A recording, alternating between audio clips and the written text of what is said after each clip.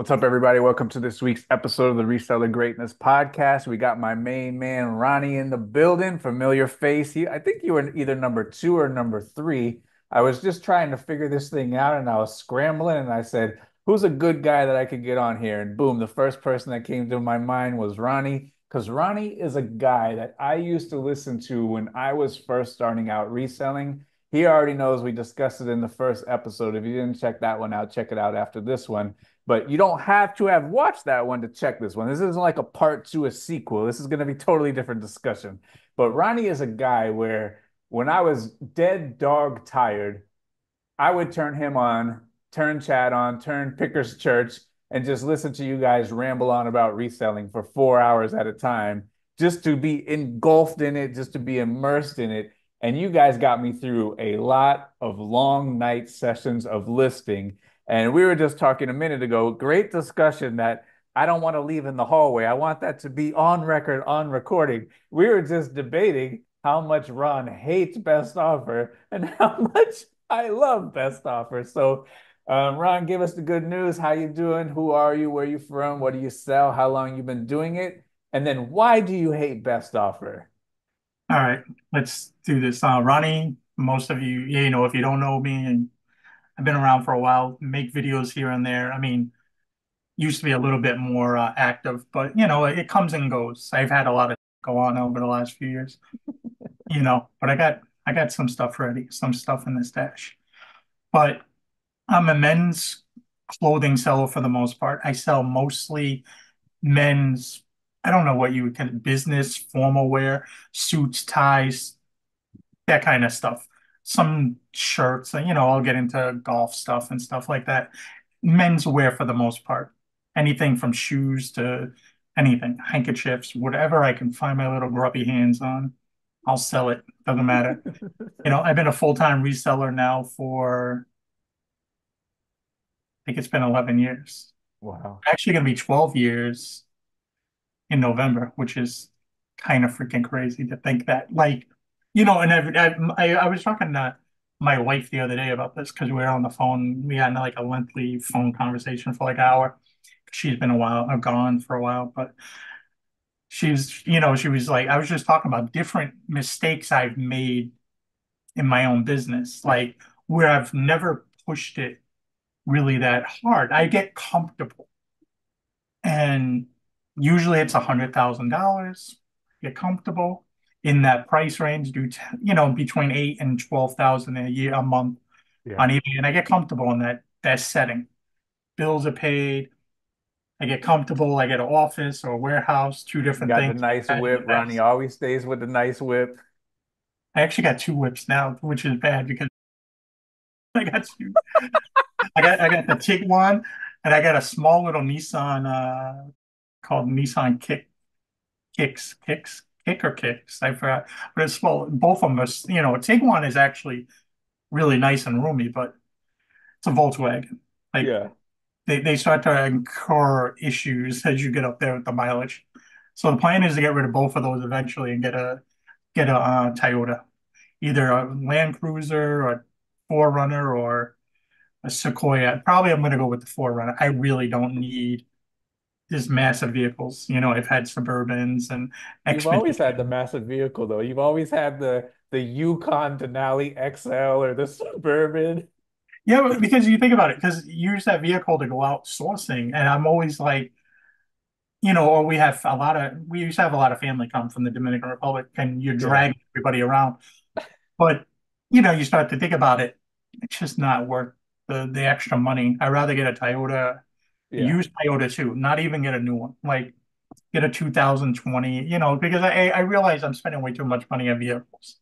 Yeah, you've always mentioned that too. Like my even or my car payment's like $4,000 or something. I'm like, Ron, what are we doing here?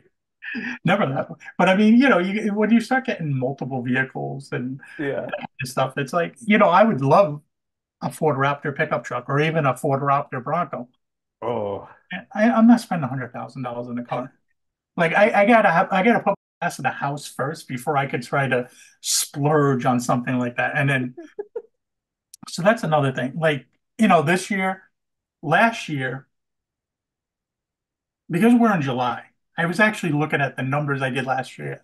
Last July, because I didn't list for like 6, 7, 8, 9 months. I just Yeah. kind of like it's like I am freaking reselling. Like after I left the warehouse, like I was just sick, and there was sick of I don't know. I got burnt out, I guess, Yeah. and I got tired. There was a lot of personal things going on too with my father and everything. So I got into like I looked and I only sold 5 things last year in July for $200. I'm already at like $1,000, not including what I did today. Like And, actually, and, and, first and and the it's second were it's actually pretty it's good. July 3rd for reference. So he's at $1,000 in July and it's 3 days in. And last year you did $200 the whole month. Yeah, I mean, I'm on pace probably to do about 90 this year. I Okay. think I can get 100 because I've actually had some really nice finds. The problem is I had some really nice things and I left them in the back seat of the Volkswagen because I dropped the Volkswagen off to get and it has a turbo issue. The turbo's getting fixed. It's getting all its fluids changed, getting 2 front tires, getting rear brakes done because I did the front brakes. The rear brakes were still at 50%, but those things were squeaking the other day. And it has an expired inspection sticker. There's no reason to draw attention to that. So I dropped that off.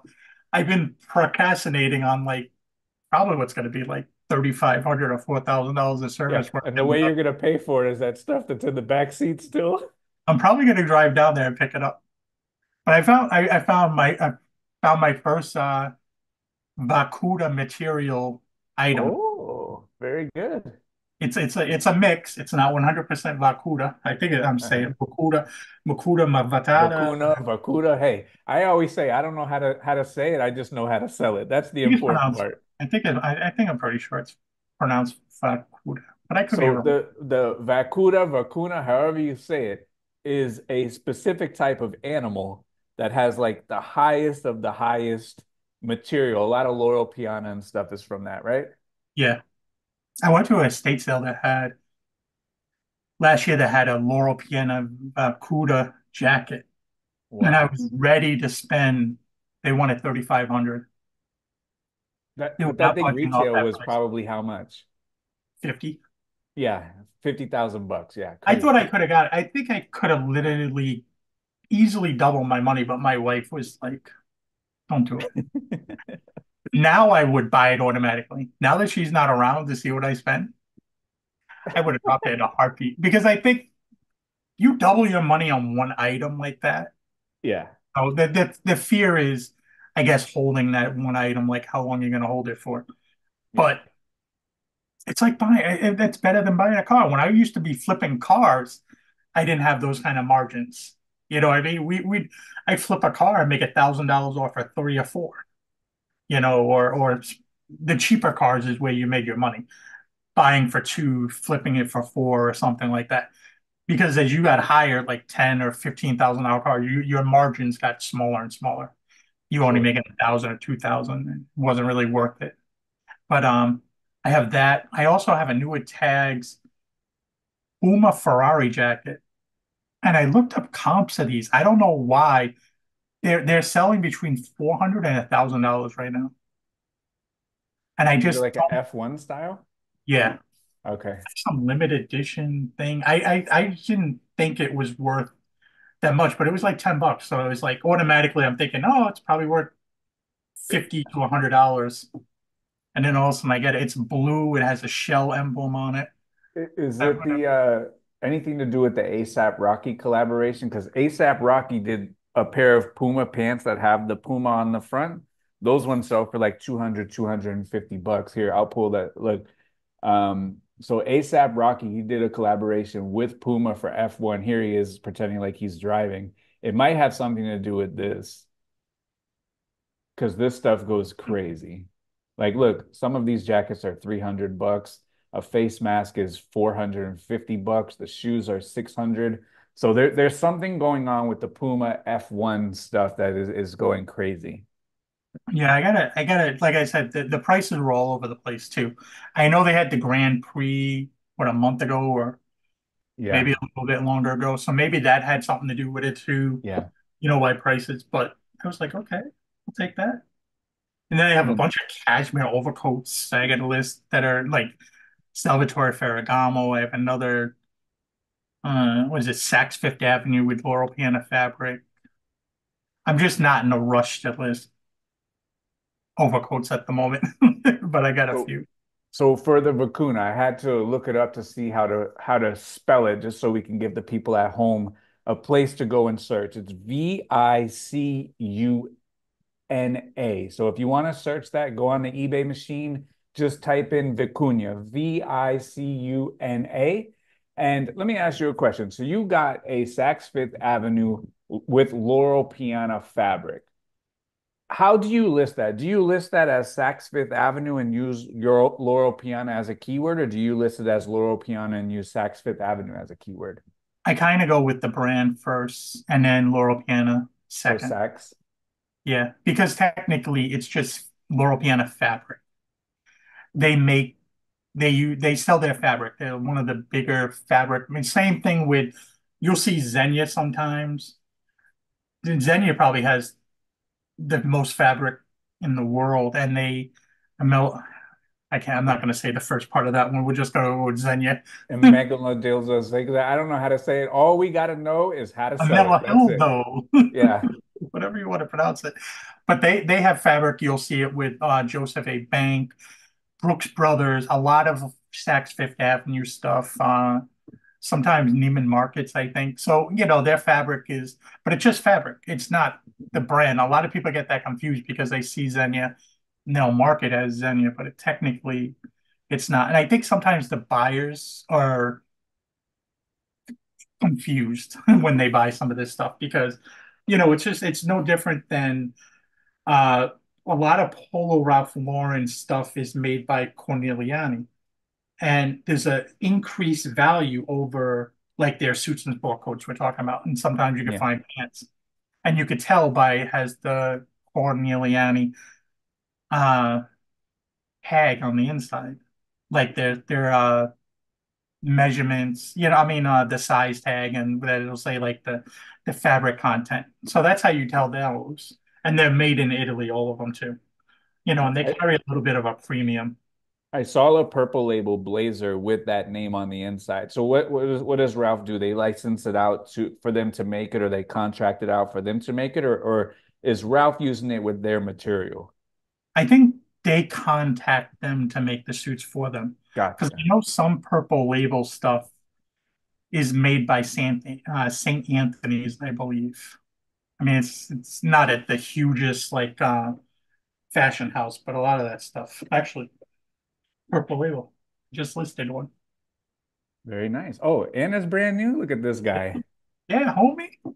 Dang. But So like all these brands you're naming off are like, I can speak for myself. These are like bucket item brands that you just have a knack for finding. And I know a lot of it plays into location, whereas, a lot of the stuff that I find you don't find, and a lot of stuff that you find I don't find. So I guess like how much hunting are you really doing to kind of walk into these kind of things? Like, I imagine you don't walk into the Salvation Army and it's just raining Zegna and Laurel Piana and Brioni from the sky. So, like, how exactly are you able to pull this off? Because I've always been astonished by the kind of stuff that you're able to find. Like, here's a purple label new with tags. I go, it's new with tags. You go, of course, homie. What else would you expect?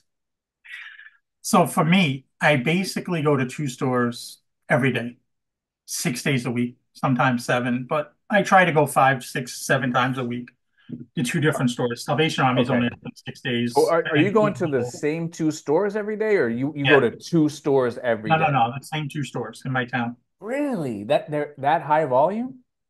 because they're smaller stores. They don't Wow. really price it up. Our Goodwills in Massachusetts are small.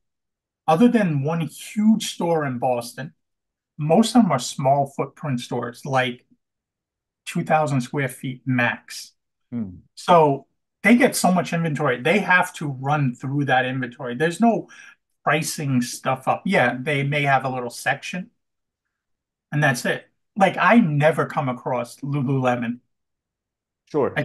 I see your little All the time. sale video, and that's all you got. I came Right. across one piece and like I've been doing this for what, 13, 14 Yeah. years. Touch It's like, millions come of on, pieces man. of clothes, found one. Yeah. So it goes, I've only, there's certain brands that I don't find too often. Like I've only found Tom Ford, which is one of the most biggest brand. I've only found that one time or twice. A tie. I don't try to count ties too much. Yeah, A sure. tie and a men's dress shirt. And that was so long ago. It was like the same time Jay-Z had a song, Tom Ford. Like we're going back like 16 or 17 or 15, probably.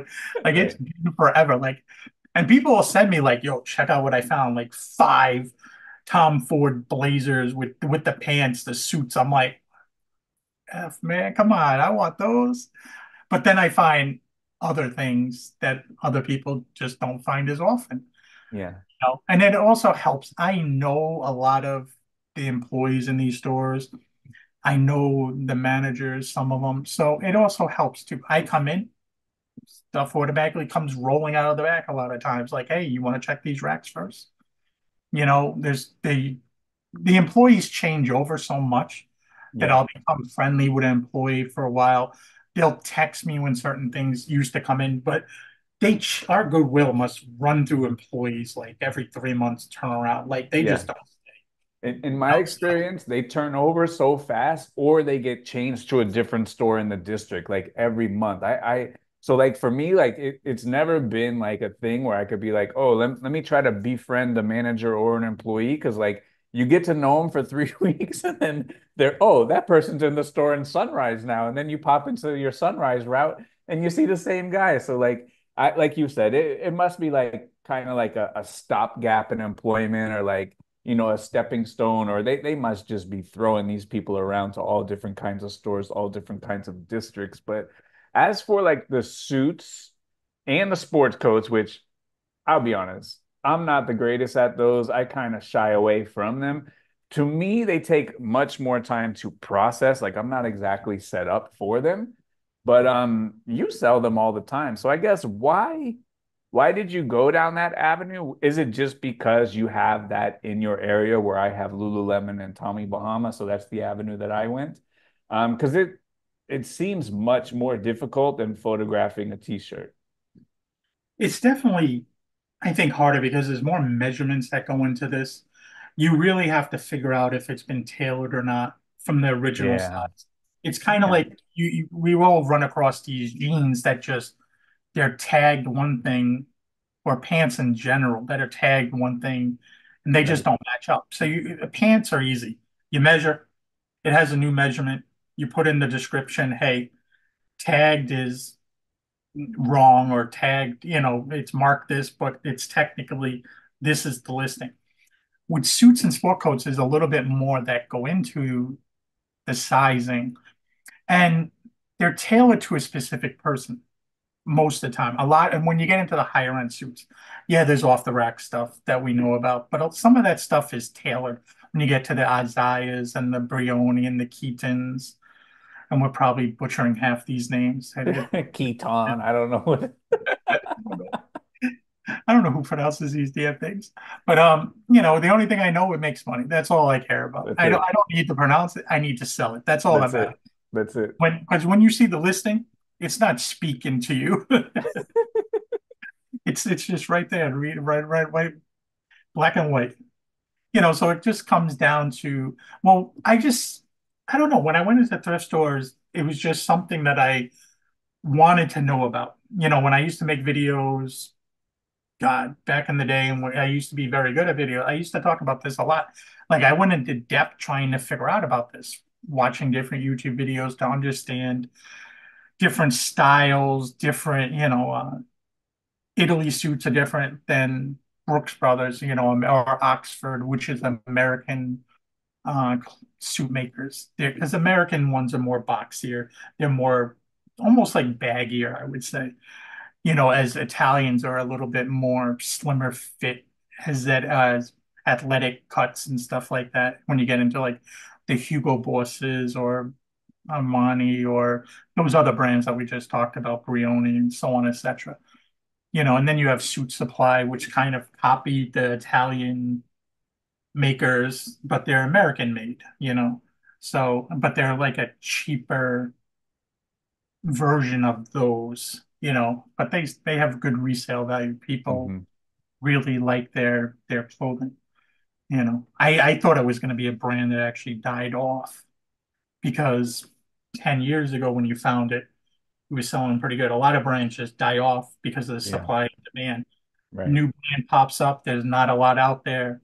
You can get good prices, but once things get so-called flooded or there becomes right, so many more not it doesn't have anything to do with YouTube. A lot of people will say, "Oh, it's because YouTube people talk about it." It's like, no.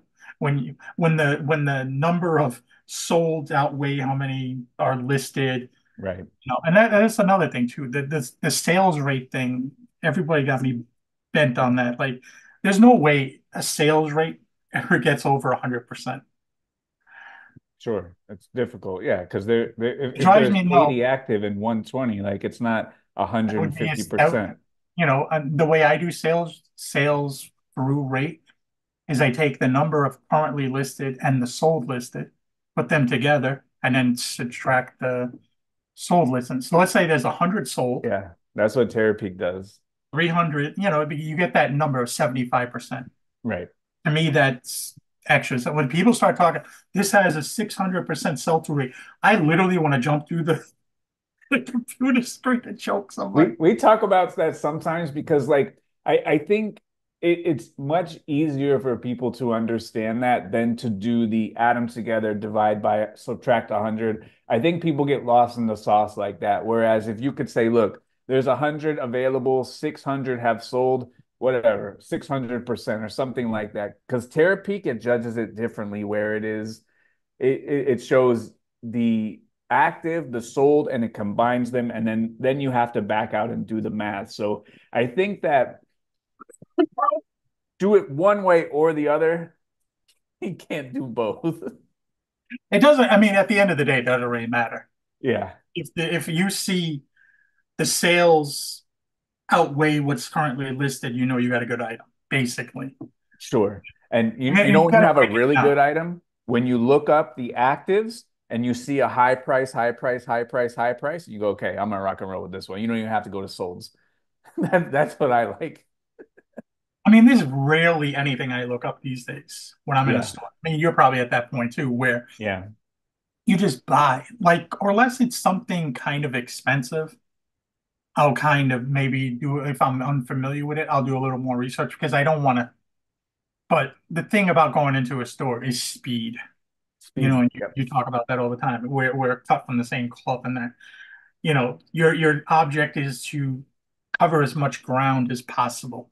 Right. You know, if you're worried about losing $5 over a shirt, you're probably in the wrong business in a way. Like, you'll spend 10 minutes trying. I've seen people spend 20 minutes trying to look up stuff, and I'm like, you wasted too But much time. and in that 20 minutes, you do the whole store and there ain't nothing left for them to get after they decide they don't want that one.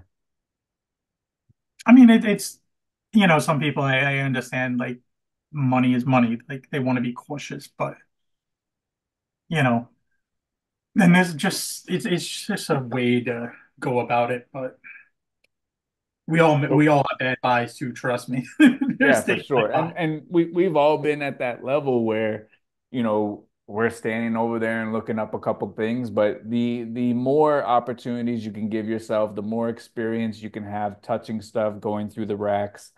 The less you have to pull out the phone, pull out the eBay machine to kind of let you know if this is a good item or not. So I guess like when you're going through the racks, you have an immense amount of expertise and knowledge in the items that you're looking for. When you come up on an item that you don't know what it is, maybe it's a new brand, maybe it's something that you have just not been privy to, kind of what kind of check boxes or indicators are you looking for to determine if this is one that you should buy, take a gamble on, or investigate further? I mean, let's say you didn't know what vicuña was. You can go by the feel and you can probably know that, hey, maybe this is something I can investigate further. For me, being a layman in your field that you have is if I'm going through kind of like the dress shirts or the button down shirts and I see like a long Italian name made in Italy, that might be something that I want to check out. So I guess what kind of things for for you as you were on the come up, as you were learning, what were kind of like those checkbox? So like for a t-shirt, if it has single stitch, if it has a Fruit of the Loom collar, if it has, the single stitch collar, things like that. Those are kind of check boxes to say like, hey, this shirt is vintage. Maybe this shirt I need to investigate a little bit. What would be your check boxes? I guess maybe not even at this stage of the game, but for other people to look at to maybe investigate a little bit further with something that they're not familiar with. I mean, there's all brands. When I come across a brand, I don't know because at like one time, Todd Snyder might have been a brand I didn't really know about. Nobody was, we go back 5, 6 years ago. There was only like two or three clothing sellers on our YouTube really talking about clothing. Nobody really talked about clothing. When I got back into it this like late last year, I was actually surprised by how many freaking people are in this. There's a Like lot. also, Yeah. and a lot of them are way bigger than I am. Like, people used to be like, "Oh, you make 10,000 a month, like that's crazy," and it's 100,000, and it's like, yeah, I'm a small fish to a lot of these people, man. I I've done it. I do other things also, but there's Todd Snyder, Buck Mason was another one. I remember the first time I found one of those, it was like, had to look it up. To this day, I'll come across something, and if it's a name that looks somewhat different or it looks of quality, I'll look it up.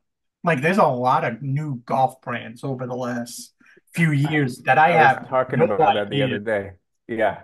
I no was, idea about half of them. Like, and I don't even come across any. And we're in a big yeah, golf community. A lot of people, there's golf courses everywhere here. Like Cape Cod has a lot of golf yeah, courses. And we have a lot of people that vacation in Florida in the winter. sure. Come up this way. It's why I find actually a lot of Lily Pulsiver. I find a lot of men's stuff from there, which is not really something they're known for, but it has good Mhm. resale value. Yeah. I don't even know if they have the men's line anymore. They probably do. But Like you want to talk about like some 600% sell-through stuff, all of these new crazy looking golf shirts, like Rollback and like Sunday Swagger and um they have so many golf brands out right now and there's new ones every single day dropping that have ridiculous sell-through and ridiculous profit. And those are the kind of things that you have to look at and go, okay, this performance material, kind of this all over print, abstract, in your face golf shirt might be something to look up this day and age. I haven't found any of those yet. I do come across some the good old staples of Peter Millar or Foot Yeah, Jewelry. And I'm very picky with that kind of stuff also. There's because I only have so much room. I'm trying gotcha. to get into a bigger place, which rents unfortunately around us for a two-bedroom, two-bath condo is like $3,000 right now. You got to come up with first class security, and it's a Hmm. fight to get in those places. It's not Sure. like there's people where I tried a few years ago to try to upgrade, like when I left the warehouse because I'm like, all right, I'm paying for a warehouse plus my house. Why don't I just upgrade to a bigger house? Hmm. I'm never going to get to the size of these people I watch with that list. Like my goal is just to list 20 a day. But also you got to remember my average sale price is down to about 85 right now because I mixed in a lot of ties. I got a lot of ties from this little church thrift store. The lady sees me, they don't have no room for ties really. Small, I think my apartment is bigger than, or my condo is bigger than their store. So when she gets ties, she puts them in a bag. I come in, she's like, "You want some ties?" They don't go through them. Right.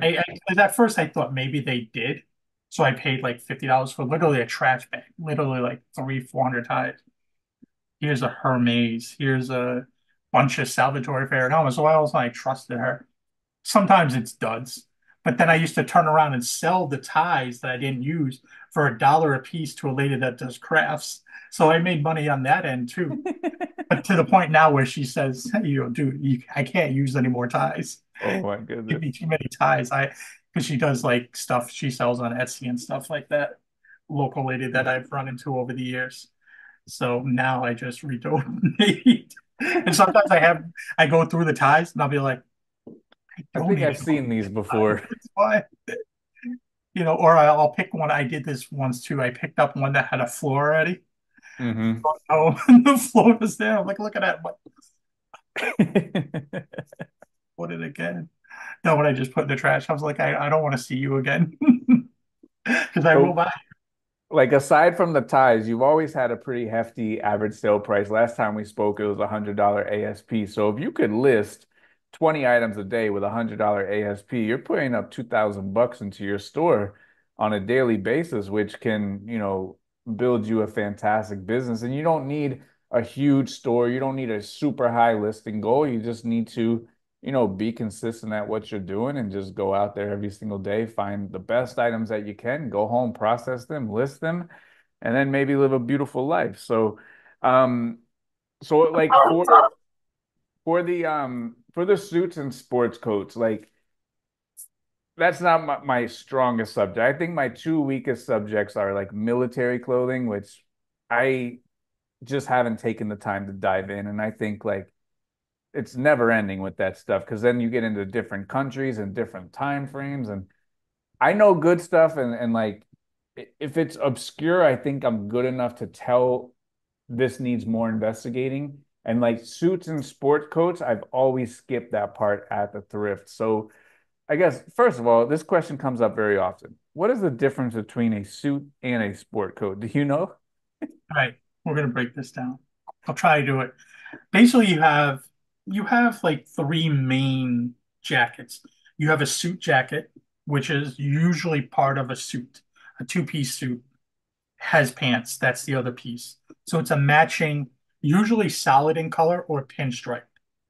Sometimes there may be plaids, but for the most part, they're striped, pinstripe, chalk line stripe, whatever kind of stripe it is. It's a stripe. I don't get into too many things like that or it's solid in color, either black or blue or grays or brown, whatever it may be. You know, Sometimes you'll find the jacket, you won't find the pants.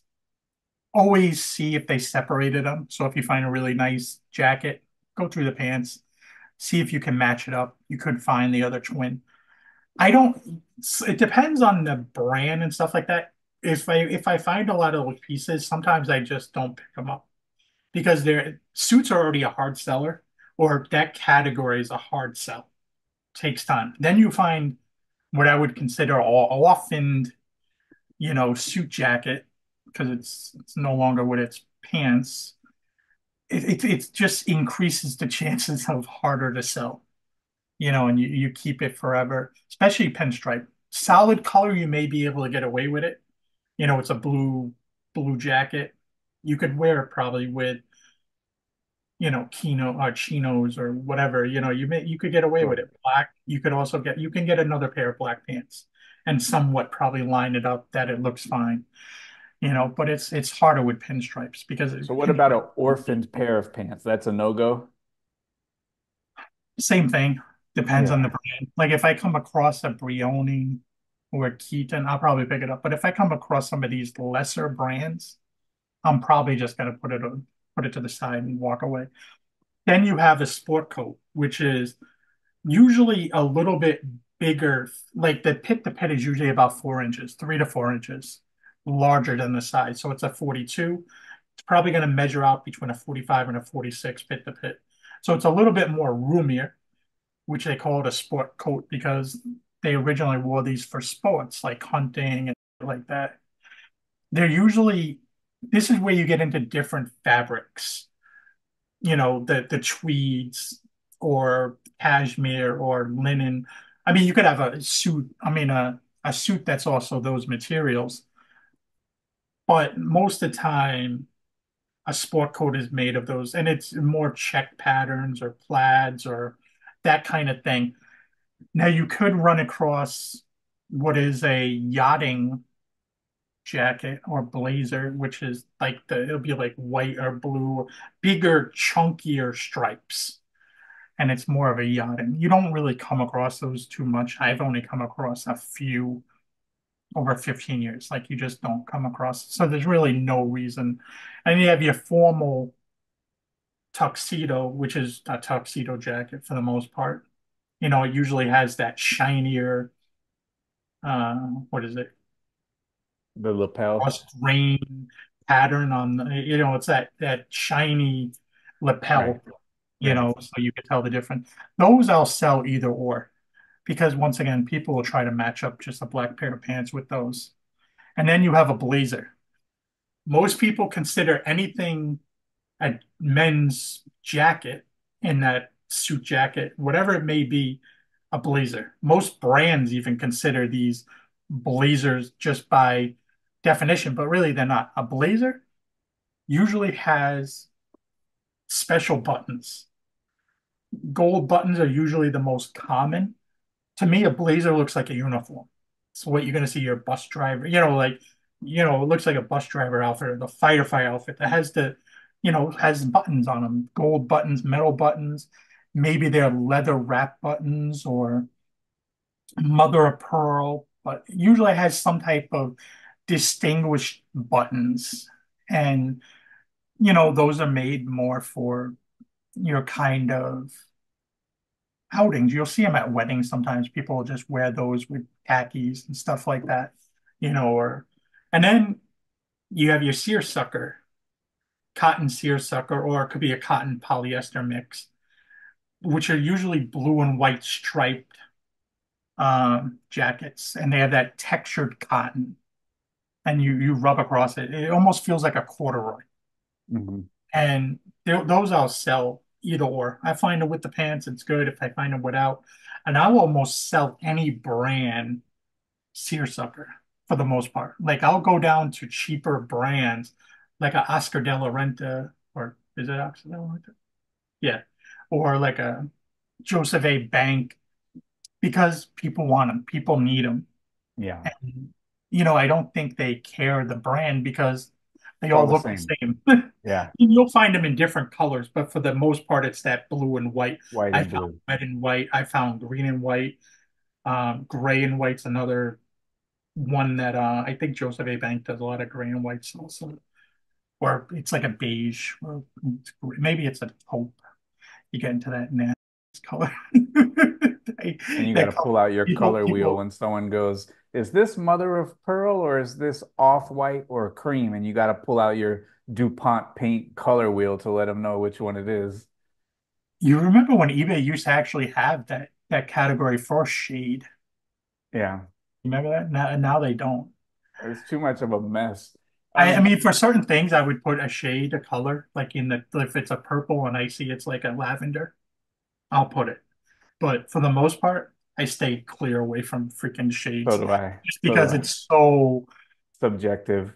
and everybody's eyes are different. And I everyone's half monitor the is male different. population got to be freaking colorblind. And the biggest thing is like your phone screen is different than your monitor. And like back in the day where people actually had like the CRT monitors, you used to have to calibrate the monitor, and no one ever did. So like the colors would be totally wrong on every single CRT monitor back in the day. Let me ask you this question. If we've distinguished all the different kind of coats, do you have any extra coats running around there after the seersucker? Or that's the last one? That's the last one I All can right. think. So you pick up a coat, sport coat, blazer, you open it up, you look at the size, or first of all, you open it up, there's no sizes. So you dig in the pockets, and maybe in the pockets there's gonna be a little square like this, and then it's in Italian. And now you have to read all the Italian stuff. You can kind of figure it out because like Modolo is model and what is it? Talus is the size, but it's going to be in Italian sizing. So it'll say size 50, but it's not an American 50. So how do you go about doing that? When you're listening, especially here in the US, you want to list it by the US size. So you're just, Canali's big on that. So is Canali's the biggest one that I can think of. And so is Xenia. Yeah. where they do it in the Italian sizing. So it'll be like let's just use 50. So it's technically it's take off 10. So you're Take off supposed to 10. be a 40. And then you measure it. It should be between the pit to pit for a 40 should be between 42 and 44. It would be a Gotcha. little bit smaller for a suit jacket because suit jackets are made to be more formal fitting. They're more formal wear for the most part. As sport coats, they're a little looser fit because people may wear a sweater under it or something. So there's more room. So it just depends on the cut of the fabric also. So usually it would be between 2 and 4 inches difference from the pit to pit. So if it's a 40, it should be measure between 42 and 44.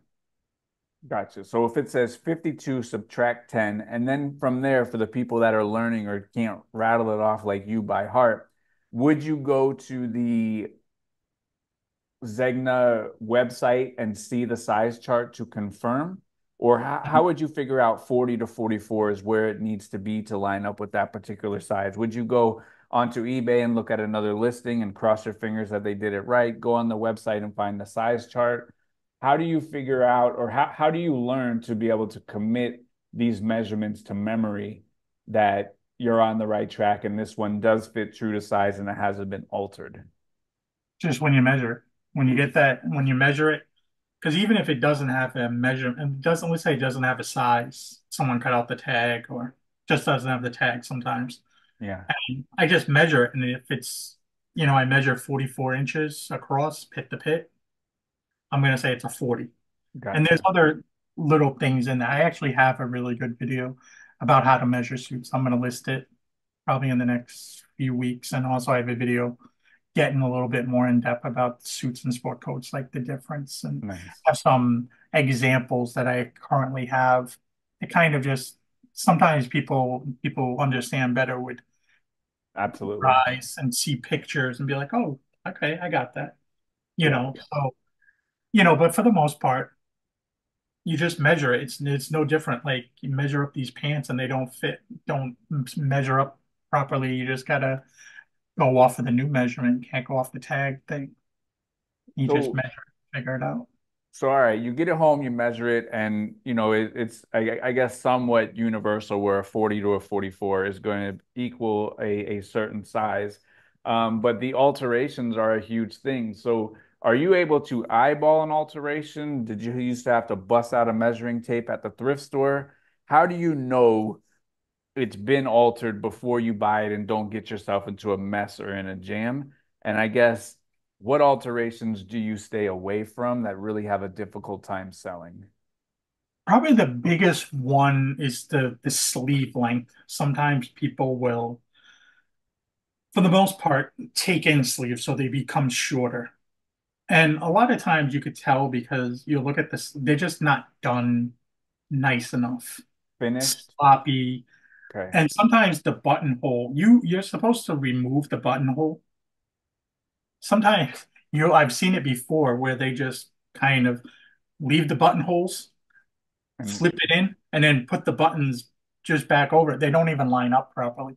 mm, Most likely nobody's going to want that suit or that gotcha. jacket because it looks damaged. It looks poorly made. Like people are wearing this to business meetings or you want to look somewhat nice. It's like when I used to sell cars. The first time I went in to sell cars, I went to actually the thrift store and I got a blazer. And I wore it with some pair of khakis. First time I ever wore a blazer since I went to court 20 something freaking years before That's a that. different podcast, Ron. We're not gonna we don't need to be talking about that. We don't need to be talking about when you're younger and you get mixed up in some nonsense. But people it had nothing to do with no Diddy stuff, no drugs or anything like that. We just put that out there. No, let's not get confused with that.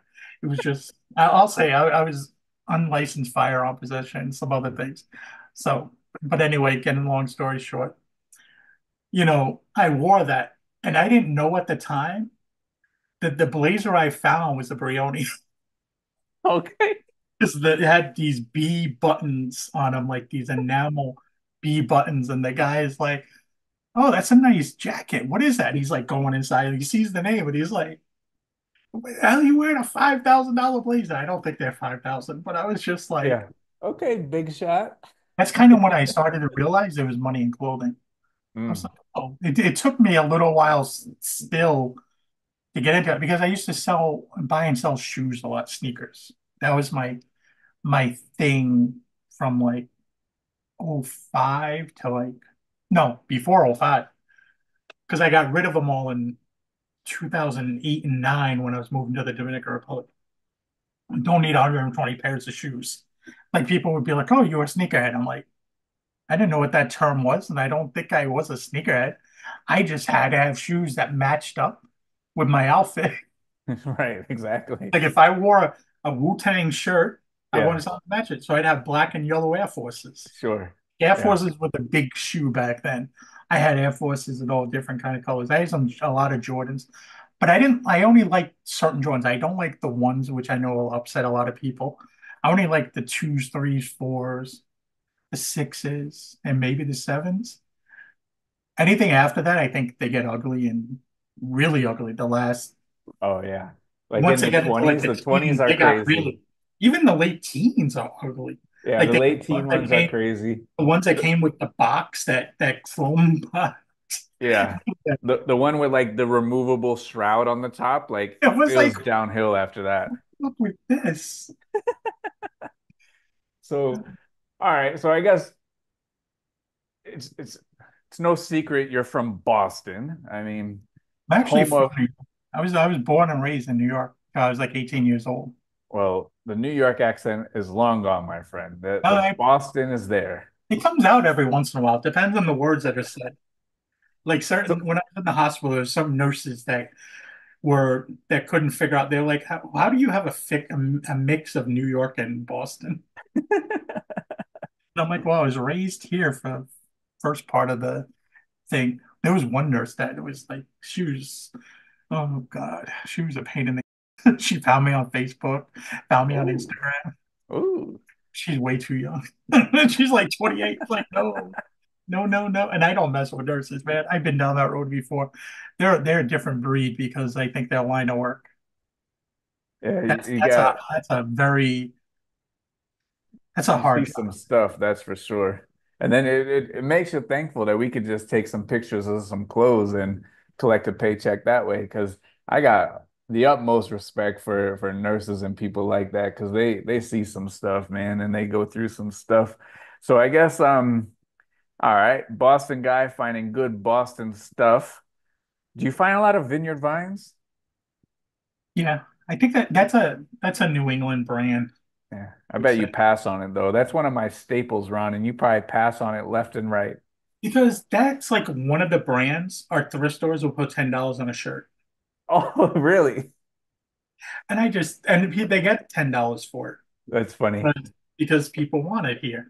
Like I was talking to a friend, their kids are older, like I would say mid-teens to like 20. That's what they wear Vineyard Vines or Ralph Lauren. Hmm. That's a lot of what I wear is Ralph Lauren. Like that all my sweatshirts are Ralph Lauren, Yeah. shorts I have. Mostly because I'm a bigger guy. Even though I've lost 125 pounds over the last year and Shout I've out lost to you for that. How did you drop 125 pounds, my man? I always see you on there talking about, oh, I'm down 5, down 10, down 20. Shout out I to think, you, man. I think How'd you do that? I didn't know for the longest time I had a thyroid issue. Okay. I was gaining weight and not eating really. And it was just like not eating huge amounts. Yeah, I did have a little eating disorder here where I get stressed. I turn to food. But it was never like, I don't know, you ever watch those shows on TV where the people are eating like three pizzas at a time? I eat a half a pizza. I'm done. I'm Yeah. tapped for the For day. the whole But day it's and tomorrow. like, that's my meal for the day. So my wife would say, like, it doesn't make any, I did drink a lot of soda and I did drink a lot of Coke, which might have had an issue because now I drink vitamin water like crack, especially that lemon no sugar. I don't like that. I like the straight up lemon no sugar. Oh yeah, this one is strawberry lemonade. Yeah, I don't. There was another one I tried going to like passion fruit or something. The No, dragon fruit one is nasty. I like the orange one though. That one's okay. I don't think I've tried that one. So I Give it a just shot. I just get like 3 cases from Amazon every week. I just order it. Stuff's Well, expensive I'll though, go to Ron. You gotta sell more suits if you want to drink nothing but vitamin water. I think it's $2 it's each at the it's grocery store. it's not. I mean, it's not just vitamin water. I do drink a lot of water too. See, water, agua frio. But you know, we went off base here. What were we talking? Oh yeah, No, how does well, a lot of one it, well, a lot of drop it a was hundred trying to figure pounds? out. A lot of it was trying to figure out why I was gaining weight. Like I was retaining water, like I was a dam. Like when I went to the hospital in mid-March after my father passed away, I was just not feeling good, and I refused to go to the doctor. Like when you're a heavy set guy, going to the hospital or going to the emergency room is a pain in the. Like you just don't want to go. You're like, I'm okay. I'm fine. But I knew something wasn't feeling right. Like I was feeling bloated. Like, so I went there and after I went to Boston, they send me up to Boston, had run all these tests. I was there for like 2 weeks. I had a thyroid issue, something that didn't come up before. They said I was having some type of heart failure because I was retaining all this water. It was going into your lungs and all this stuff. And now I'm good. Like they run all these tests. I'm good. I'm actually going to have surgery in September or October. We don't really know the date yet because I still got to see doctors and stuff like that. And everything's so spaced out. Go make a doctor appointment. Yeah, we'll see you in 2 weeks, or Oh, we'll see you in two 45 months. Like, days. It's come on. crazy. But having surgery, so that's going to even take care of a lot more of this stuff. But it was just trying to figure out what was going on. Now I've lost weight because I've actually also changed, excuse me, every different little thing also. Like you start to think like, okay, if these certain foods are maybe having me retain water, I was retaining water and they never figured out really why, but I take a water pill that helps me keep the liquid from coming on. They gave me a few other things too. Some of it works, some of it doesn't work. Some of it, I think it's a combination of the different medications I'm on also. I just have no appetite. So Huh. when I do eat, I got into keto. I keep it very simple, protein based. I'll have like a protein shake. I forgot the one I use. It has a little cow on it. Fairlife protein shake. And it's kind Okay. of hard to get a hold of here for some reason. That's another thing. I have to order that on Amazon too, but that's a thing for another day. But I mean, I have that and I'll have some type of protein during the course of the day, either chicken, pork, steak. You load up when I go into that circular and I see steaks on sale for like $5.99 for T-bones. Guess what? Daddy's buying 20 T-bones. Whatever the limit is, if it's a limit of five, guess what? I'm going maybe 3 times that week to fill up my freezer. Or a hamburger's on sale for $1.99 a pound, or chicken's on sale for $1.69 a pound. I'm loading up on chicken. And I just eat that. And I'll meal prep a little bit also. I'll make multiple chicken or just grilled chicken, or Mr. Air Fryer has become my new friend. My air fryer is my biggest friend because it's just me I'm cooking for the most part. Hmm. So, you know, so I cook it there and I'll eat anything cold. I don't even care. My leftovers, the chicken and stuff, I'll eat that cold. I don't give a two. It's food, man. It's gonna go down the same way.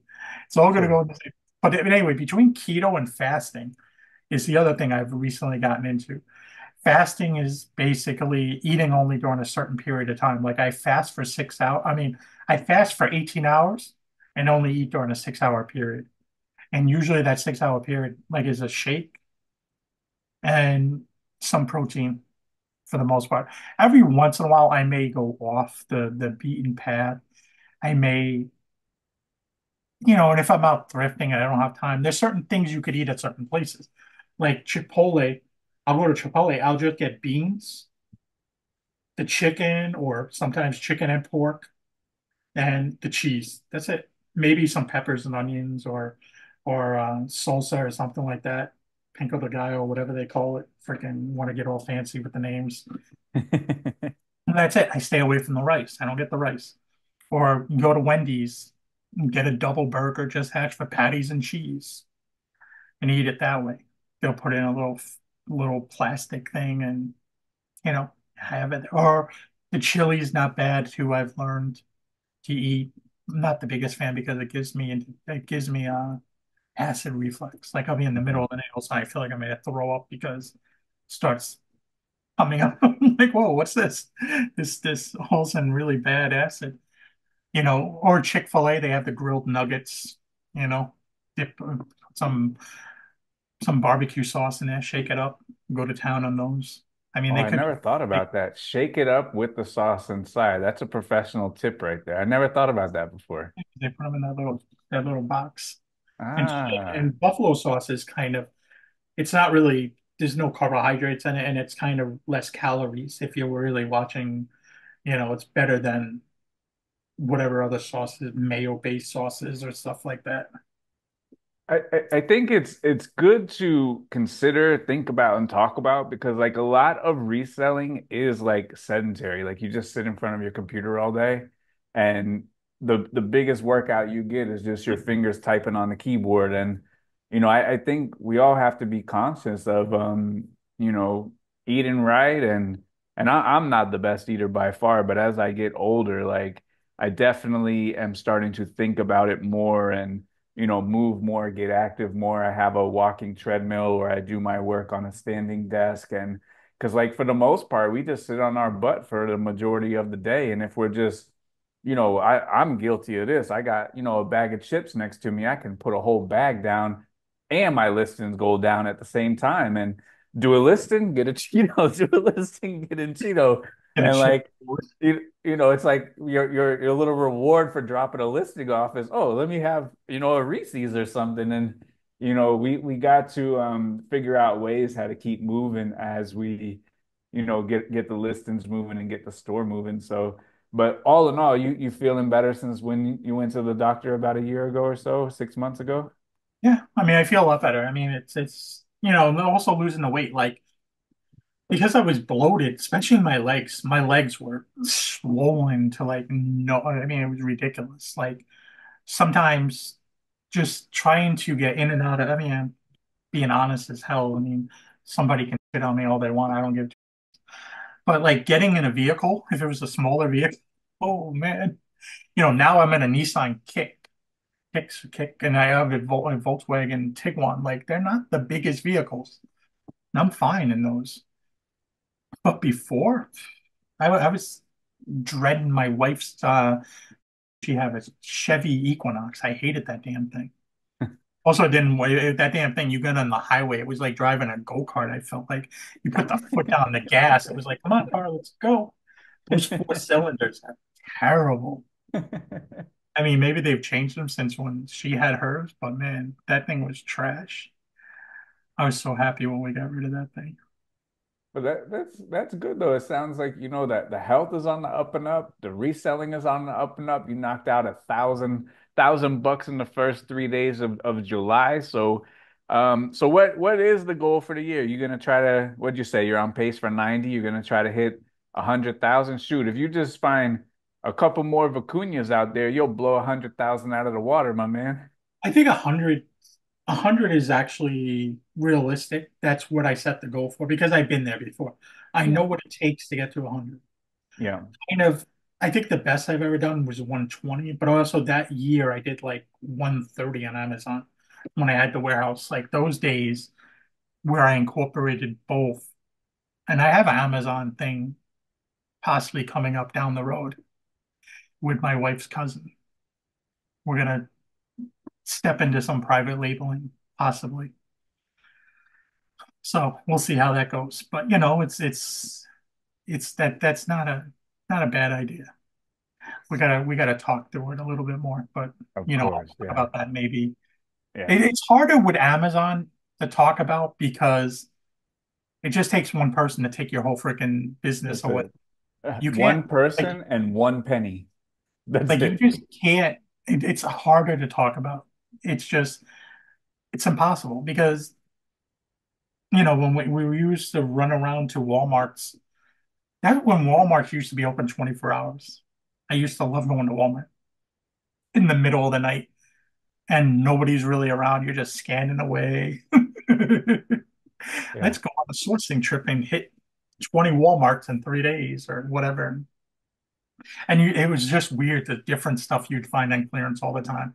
Hmm. One store you'd find like TA calculators like for $20, and you're like, you wouldn't Yeah. find that in any other store. Yeah. And Or these are one going to store I sell remember, immediately on Amazon for 68. Okay, I'll take them all.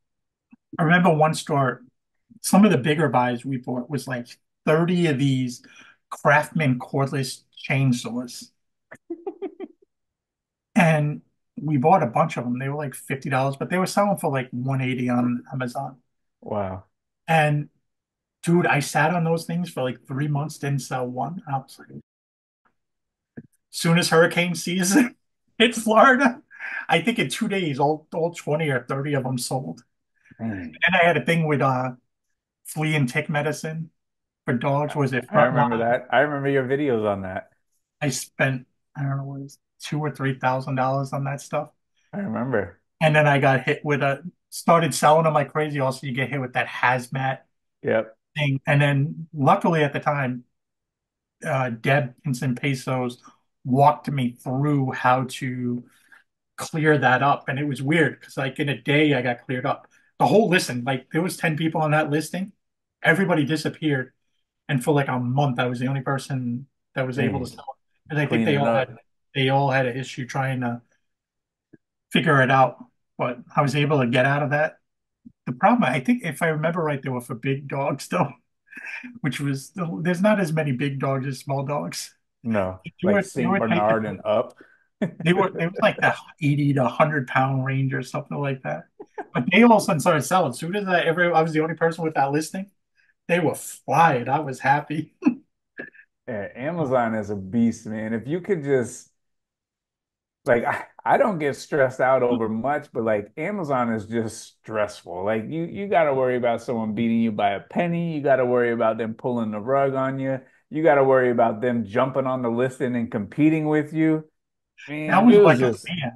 When they started gating them, like yeah, was it 2016, 17, they started getting into that thing. yeah. I would go to the part where I was real big into retail arbitrage. Still goes to Marshalls, TJ Maxx, um, Ross, Burlington. That if you look at my store has a lot of new tag stuff from those stores. Hmm. And we were listing. I was making my own listings for a while on Amazon for clothing, like Guess or Nautica and then they started gating them like Tommy Hilfiger. Oh, can't sell Tommy Hilfiger, or you Yep. can't sell this, or North Face was another one, can't sell because you get into that semi-annual clearance where their things are like $1, $2. They may not even sell on eBay that well, but all of a sudden you put them on Amazon, somebody will pay $50 for that guest dress, Right. but they won't do it on eBay at all.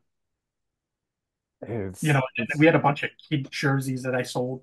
I remember kids jerseys did really well too. Like one year, Rondo got traded from the Celtics. I forgot where he got traded to. And they had, I kid you not, we bought like 40 or 50 youth size Rondo jerseys from a TJ Maxx. And it was through two different stores. They just, all these Rondo jerseys. I don't know why. But I went to like 30 stores. It was just those two stores that had like a couple of Rondo jerseys. But they were like $2 or $3. And I was selling them for like $40. man. But people were returning them at a pretty good Oh, rate because they realized he was traded. I he guess they was got over their traded. kid. Oh, he just got traded. Yeah. I hated that. So by the time I got some of them back, the tags were ripped off and stuff. But it still made money because I was going from 3 to 40, even with Amazon, Sure. getting like Sure. 28, 20. I forgot Amazon. People talk about eBay fees though. Amazon Oh, got some fees, and especially with smaller, that's a terrible word to use, but they like to take it to you. They like the yeah. US government. They will take it to you on those smaller, cheaper items, especially anything. You sell something for $5 or $10, let's say. they take $5 in fees, $6 in fees, especially if you're doing FBA where they're fulfilling it. Oh, I'm like, wow. 'Cause I remember we go into the dollar store buying stuff for $1 and selling it for 10 and making pretty decent margins. And all of a sudden, a lot of other people got into that too, where they were When buying you when thing. you go to Marshalls and TJ Maxx and Ross and pick up these items that are there, how do you protect yourself from that getting saturated? Because I was in which one was? I think it was Ross, and I was just doing some reconnaissance because I like to go into those stores just to see what brands they have a lot of that are really good on eBay. And now that they have a lot of them, it's going to go down. And one of the ones that I saw in there that was pretty surprising was the brand Grayson. And Grayson is a pretty new brand, but they had a bunch of it at Ross. So, like Grayson, once upon a time, I used to sell that stuff in one day for $50, but now it's gone down to like 40, 30 in the 20s. And now that Ross has it brand new for like 29.99, like that brand is going to be, decimated. So how are you picking up items from Ross, TJ Maxx, and the like without picking up ones that are going to get saturated? Because the buy cost is higher. How do you protect yourself on that? Or what do you look for? Because if you got it in your Ross, I might have it in my Ross, and you pick up five or six, I pick up five or six, and now we got a problem. I love going to um I think it's TJ Maxx. I might be Marsh. They have the off the runway stores where they sell where they have higher end stuff. Like you'll come across Prada, Hmm. Brioni, newer tags. I kind of like those ones a little bit better that have the on if you look up your I think it's Marshalls. I get those stores mixed up. I know where they are, but I get them mixed up which one's which. I don't know why I do that. But there's one outside of Boston. It's in Hanover. And they get some crazy things. Yeah, that's more expensive. And sometimes you have to wait for it to get the clearance. But they'll have Tom Ford newer tags or Brioni. I remember the first time I ever found a chitin jacket was there, and I was pissed off that it didn't have the buttons. It's like, why does it have no buttons? Oh, The what? buttons were in the pocket on the Uh, inside. I didn't realize it until I listed it. I was ready to buy buttons off of eBay and had someone sew them on there. It was like $60. And I got like $750. That was like one of my bigger, wow. better finds back in the day. But I think it didn't have the buttons. It chased a lot of people away. It just sat Sure. there and it even chased me away at part. But because I remember it was the time where Brooks Brothers got rid of they were stopping the Black Fleece line, which is made by uh, Dom Browning, Dom Brown, I think. Hmm. Tomo. I don't know how to spell the last one. Spelling's not my key point. But they made it a collaboration with them for years, and they kind of stopped that. But I was coming across a bunch of blazers that were just dumped off. It seems like at TJ Maxx and Marshall, someone was buying a bunch of them, and it was, paying 40 and selling them for like 200, 250. But now they discontinued that line. So has that been a big strategy for you, is doing the retail arbitrage on eBay? Because you see a lot of it for Amazon, and I know some people that do it for eBay, but has that always kind of like paralleled the thrift, or is that like supplement of the thrift, or sometimes more than the thrift? Kind of how has have you utilized that particular aspect of the business? It runs because if the thrifts are a little bit drier, I'll go to the retail stores to check them Mm, out. It makes sense. Pop in there every once or every 2 weeks yeah, just to see what they got. Same thing like you said. You just want to see what's winding up there. When I seen True Religion jeans there 8, 9 years ago, I knew that brand was dead. yeah. Like again, I don't pick True Religion up. I just don't. Every time I ever find True Religion too, they're always damaged. The buttons are jacked up, or the cuffs, the bottom of the cuffs are worn the freak out. I just can't. I don't like to sell things that are damaged. Yeah, do I? Yes, occasionally. It's worth too much money for me just to say no. I'm gonna redonate that. But Marshall and TJ Maxx, the biggest thing is probably sometimes picking up damaged items that they have. because there's a reason why sometimes this stuff is there, Sure. or Sure. they'll stick their security tags in places where it's like, yeah, That's the worst. that's gonna Like cause an issue. dead center of the chest. Why? Why? I pass it because it's not even worth it. Yeah, if it's No. cotton or something, you could maybe iron it and make it, get it to mend in together. But for the most part, it's not worth your time. Yeah. Just like Crazy. peace out, see you later. But it's a good part of my business. A lot of it's Ralph Lauren, though. I mean, Yeah. Ralph Lauren to me is my favorite brand. It's what I wear. It's what I have stock in. Um, it's just what I believe in that brand. And but I look for different things. I look for the bigger, tall stuff. I look for the unique pieces. You Sure. can find some of the unique pieces that bring good money at those stores. I'm not trying to find the polo shirt that's there's 10,000 of the black polo shirt with the red pony. Like there's Hmm. no, but in a 6XB, it's a lot different. And at Marshall's, you run into those sizes way more often too. Well, they have some of the stores that designated big and tall. That's another Yeah. thing. Like they have the off the runway, they have the big and tall stores, and those are stores I like to hit because they have a surplus of that stuff. And they just sometimes just people just don't. They'll have. I mean, in the past we've gotten like 20, 30 pairs of khakis for $10 or something because there's just not enough people to buy them. They have Hmm. a whole size run from 50 to 60 and there's 30 or 40 of them there. They get Sure. down to 10, $15. It looks pretty enticing when I can get 45 to 60 for them. Sure. And You know, it's price at brand new, one or two listings with a couple quantity. Yeah, it absolutely makes sense. price it at 60. And between running a sale and shooting offer, I don't go below 45. Yeah. And I hate best offer. We talked about this. I Yeah, hate best offer let's with a wrap it up with passion. that.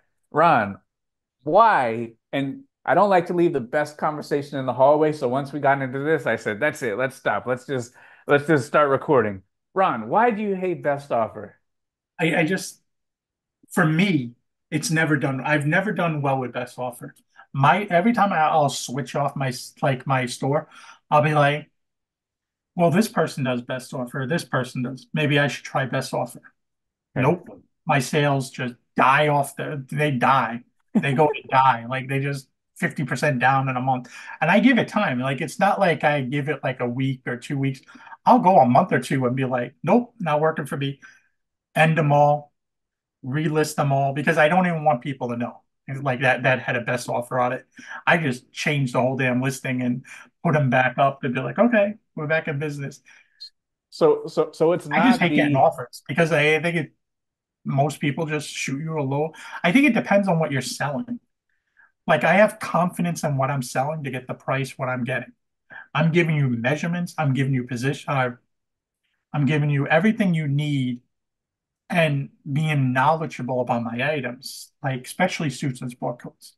Like I'm telling you all about that item instead of somebody just throwing it up there with no listings, no measurements, no this, no that, and it doesn't even say how many buttons it has in the front. Like I'm looking at the picture, trying to figure out if I can snipe the item. Is this a 2 or 3 button front? Like this is interesting. you, It's you, three you button know the fronts. listing is horrible when you can't even snipe it. You're looking at it. Or the reason why I don't snipe on eBay really very much anymore is because they'll say that, oh, this is mint. Or the favorite one I love is the people that put everything in their store new without tags. Oh yeah. Yeah. That drives me freaking crazy. I don't know Yeah. how these people get away with it. And they'll have like 96% feedback. And it's like, here I am with 100. I cringe if one person leaves me a neutral. I'm like, you, why'd you For do that? for like the new open box, I get it. Maybe the box is damaged, everything's still in plastic, fine. But like new without tags and clothing, like how do you even define that? The literal definition would be the tag has been removed. But unless you physically remove the tag yourself, how would you know it's new without tags? The only time I will ever put new without tags, I just listed a Xenia shirt not a few weeks ago, was it still had part of the tag on it.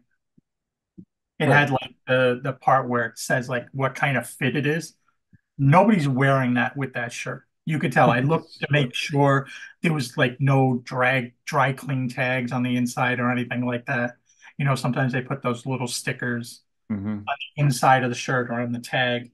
So when I seen that, I was like, okay, this I can list as new without tags to try to maximize what I can get for this item. But that's probably the first item I've listed like that in 5 years. Like I just don't do it. But even still, like the new without tags, like does it even get that much traction? Are people even looking at new without tags, or it might ultimately be better just to list the thing as used for more traffic, more traction. Who knows? I But have, I know I rarely do it. yeah, Like we're I talking, I don't even list anything as new anymore because the brands have gotten so protective that they just want to whack everything with a broad brush that's new and they just say it's counterfeit. So I just list everything as pre-owned, even if it has a tag on it. I don't really care, man. That's I don't want to play that game. I don't want to be involved in that. And I know a lot of the brands that will come after you. Like I had the thing where I bought a Gronkowski jersey from a Marshalls, and it was a fake jersey. I listed it, not really, just mindset of, oh, I listed it. I went right through a bunch of red flags. One was it didn't have the barcode on it, on the the tag where it usually has that barcode. yeah, Looking at it, and I'm like, it just says UPC on the tag. There yeah, is I'm like, no that's weird. UPC. They always have a barcode, but I'm like, eh. And some of the stitching was a little wonky, but I'm like, oh, I got at Marshalls. This has to be fine. I Right. listed. I got a Oh, I took that damn thing down so far. I went to a friend as a birthday present. how do you think Like, Marshall's got it? Someone returned it? that's what I think because I knew people that did that for a while. Uh, Like uh, 15 years ago, I knew people that would buy stuff, especially Michelin Nest jerseys. oh Every yeah, once in a while, people would find a Michelin Nest jersey at Marshalls. They would come up 15 years ago or 20 years ago. I remember I bought some for myself.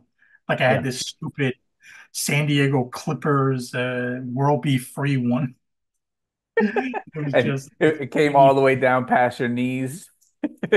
was long. It was long. I don't know, for whatever reason, I had a thing for baby blue jerseys. I had a Sean Merriman Chargers jersey. That guy turned into be,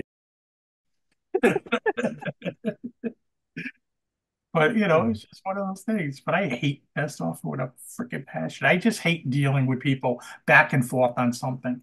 Like I just listed at a certain price I think is good. I run a 15% off sale almost every week. And if I list something new, I try to make sure I list those items not in the sale to go through the period at least 1 week to see. And sometimes those items sell full price. Like, sometimes they don't. But it's just the way I do it. And I shoot offers to anytime somebody, I check my phone probably 3, 4 times a day, see if there's somebody that I could shoot an offer to. I shoot an offer to them because I think the time to get them is when they looked at the item. You Hmm. want to get it when they want it, and they must have watched it for a specific reason. So hit them right away. So try to get that sale while it's still fresh in their brain that they were interested in that item. Hitting somebody back, oh, I only send offers to watchers the first of the month or something like that. And it's like half those people are not, they already moved on and got a different jacket if they were looking for one or this or that. Like they When forgot when they watched that when item. when people ask me when do I send offers to watchers, I always say I only send offers to watchers when I want to sell items. That's the only time that I send offers to watchers. And for me, I want to sell items every second of the day. So I'm sending offers to watchers like they're going out of business. So this is the million-dollar question. If you're anti-best offer, but you will send offers, do you click the box that says allow the buyer to counteroffer? No counter offers. Oh, No counter offer, baby. Sometimes somebody will send like they'll send an offer like, hey, you send me an offer for 85, will you take 70? hmm. And I think about it. Okay, how long have I had this item? Yeah, How many watches are on this item? I may have an item with 20 watches. Nah, I may pass on it because I know it's going to sell for a specific price. yeah, But, or I look at that item like, that's the first person that seemed any interest in that thing in a year. It's gone. Okay, yep. Got yeah, that 70, shoot them offer and move on. Or I'll change the price for them if I can't send them an offer because I already did. Like, yeah, I want that thing gone. Like, I'm good with that offer. Let's yeah. go. Yeah, Get out of the longer an item sits around, the more aggressive we got to get with the offers because that might be the first offer you received in 8 months. If you let this guy off the hook, then you might not receive an offer in 16 months after this. So the worst is, and I remember these, and we all remember these, is when you get that offer real quick after you list the item, and you want to be, oh, let me counter this. I just listed it. And then you got to look at that thing every single day for a year. And it's been marked down so much that it's below what that person sent you an offer for on day one. every once in a while, I get somebody that'll be like, "Hey, you had this listed for so many months. Would you take $20 for it?" And it's like Oh, $100. I'm like, no. oh, I always want to tell them like, this ain't. You want to find something. Like I've got away from this, but before I would be like, yo, why don't you go to your local thrift store and find it yourself? Because that's not what we do here, homie. We ain't blowing through stuff like that. And I think sometimes they get people like that because yeah, it's usually these. I think it's people that just flip stuff. They're looking for anybody and everybody. Like they just trying to see who's going to accept something, and they buy it sure. from you, and then they relist it. Yeah. I used to have somebody that would take my own photos, and I'd laugh. That's my photos. Can't really do Hmm. nothing about it.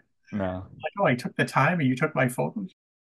Yeah, but they'll probably get an item now as described because theirs is probably trash with the alteration and the buttons don't even line up, but they're using your perfect item, your photo. So Well, I'm let them talking do about like that. They'll they'll find buy out. something from me and then list it even for a higher price. I've had that happen too. And I laugh because like there's no sense it's going for that price.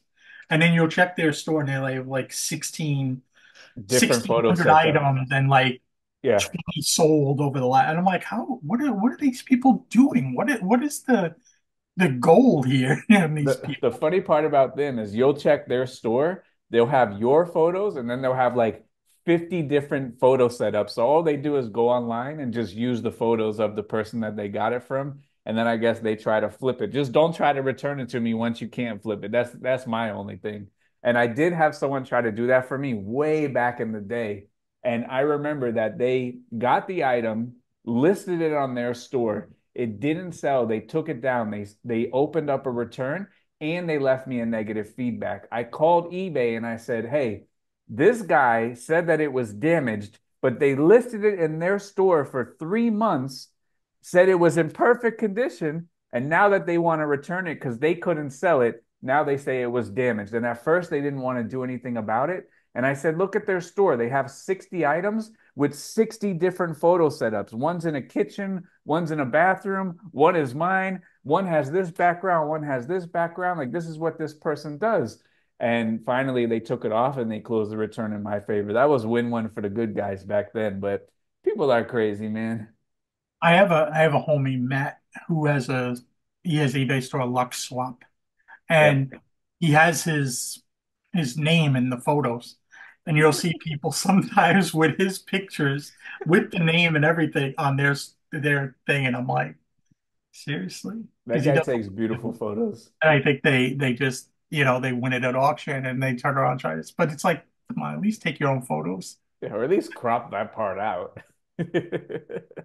I laugh when I see it because I'm like, oh, that's what's his name story. I mean, that's another thing too. Like the way I learned stuff was just by like I used to go into stores like higher end stores like Neiman Markets or whatever stores, and look around at stuff. And then I got into the thing like, oh, it's easier just to go through eBay. Like I used to do the whole thing where I'd go live and we would just look through suits and try to find different brands of different suits and stuff like that, being on live. And some people would throw names out there.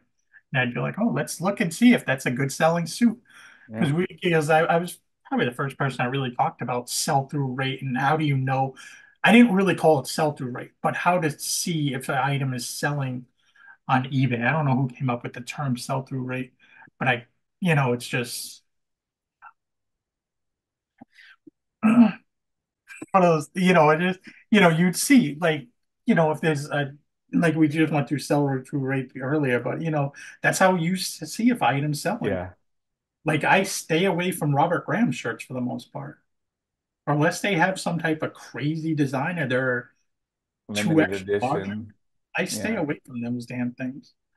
I've You only could found usually one of probably those. get like 25 to 40 bucks for them, but they take a long time to sell usually. But if they're a limited edition one, yeah, they could be big money for sure. But for the most part, they're not like they were once upon a time. And I remember like once upon a time, Robert Graham, that stuff was hitting. And then after that, it went to Untuck It. Like that was the new guy on the block. That was hitting. You couldn't keep that in stock. And then it went to Mizzen in Maine. That was the new guy on the block. You couldn't keep that in stock. And it just goes like you say, like once enough people figure out by looking at the solds or checking it out and the supply outlasts the demand, then it just goes downhill. So like all these golf brands, Rollback and Sunday Swagger, they're good now, get in and get out, but give it about another 8 months and those are going to be saturated just like everything else. And you got to continuously learn new brands and get more items and get better every single day. Like if you've been at this for a long time, like you said, 11, 12 years, there's not a lot of people who were doing this 11 and 12 years that are still doing it today. There's only a handful. Like I only know probably two or three that are still doing it from when I started, So it's a tough business. It's a grind at times, but it could be fruitful and you know, you get in what you put out. If you're consistent, you'll have a great month. If you're don't list for 9 months, Ron, maybe you might have $200 in July. So Like a lot of the reason why a lot of sellers fall off though is because they're hard to train to stay away from certain brands. Like they'll still pick stuff up that was hot 10 years ago. Like when what was his name? Charlie Sheen had that shirt. And I mean Nat Nast. Nat Ness. And then also Tony wore it in The Sopranos on some of the episodes. He wore that same Yeah. style shirt. Two very popular TV shows. So of course, a lot of people wanted those shirts. Yeah. And those limited edition ones, you remember those? Used to Yeah. be like $200. Just a plain black one would bring you 50, 60 bucks. But Yeah. it just dies off. That eventually that people move on to something else. The same thing with Robert Graham. Like, well, I think the biggest thing was the chubbier guy in Modern Family Modern War. Family. Yeah. You can't think I don't I used to watch the show, but I don't remember his name. That the chubby gay friendly guy, wore him. And if you found some of the ones that he wore in some of the episodes, they would go for good money. Like I wouldn't even know. But sometimes when I was searching, like I'd put in Modern Family in the title and see. That's funny. It's no different when like Mad Men were big for a while. Tweeds, you could sell any Harris tweed jacket for good money. Now it's still a good material, but it needs to be paired with something for the most part. It needs to be paired with Brooks Brothers. It's the same thing as we talked about with the Laurel Piana fabric. It needs to be Hmm. paired with something. And that's another thing a lot of people get confused too. Like tweed is a material, and the best way, and you see a lot of people, anything wool, sport coat, they put tweed because they think it's a keyword to use, but technically it's that scratchy wool has like fibrous thing. It's scratchy. Yeah. It's like was it? You see it a lot in sweaters. Shearling Yeah. wool, is the same thing. It's that scratchier, like a raw wool. So a lot of people get that confused. They get it mixed up. Um, it's one of those things. But trends. Like remember when the Kardashians wore the champion reverse weave sweaters? Those things got hot for a while. I mean, they're still hot if you find the right college ones. Like I Sure. found one of the militaries. I don't remember who it was. It was either Yeah. Navy or Army, and it went for like $500. I was Yeah. shocked. I Military or got it. Ivy League reverse weaves go I for was good thinking it was like money. $50, and then I look up comps just out of curiosity real quick, and I'm like, holy cow, these are bringing how much? Those get listed for 50 bucks. That's an item where the snipers are out for the right reverse weaves. They're pressing F5 refresh all day on those. The good colors, the good Ivy League schools, the military, the after hoods. Holy Toledo. I'm just You want realizing that? I'm wearing a champion shirt right now. There you go. But that was the brand when I was, a lot of people talk about like being a Walmart brand or whatever it was, but that wasn't in Yeah, Walmart when I grew up in the 90s. Like when you were from New York, when I grew yeah, up in New York, that was the thing. Like we used to wear our Levi's jeans or Levi's jean shorts or some of the other brands that had shorts. We would wear Timberlands in the middle of summer with our shorts. yeah, It was Air Force Ones or Timberlands. And none of those. It had to be the construction yeah. Timberlands with the double sole too. You had to have the double sole ones. That's probably on one of my driver's license. I'm listed as 5'10", and I probably had Timberlands on that day. Because technically I'm 5'8". I think on my driver's license now I'm 5'9", and I'm like, I'm not 5'9". I'm probably like 5'7.5".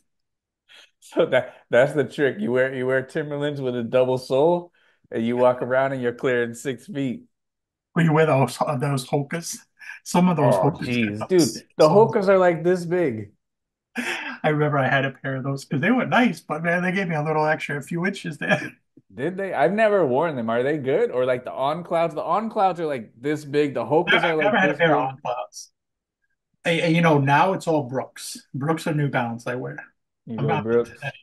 Or if I'm a lot of time I'm around the house, I know this is probably birth control to a lot of women. Crocs.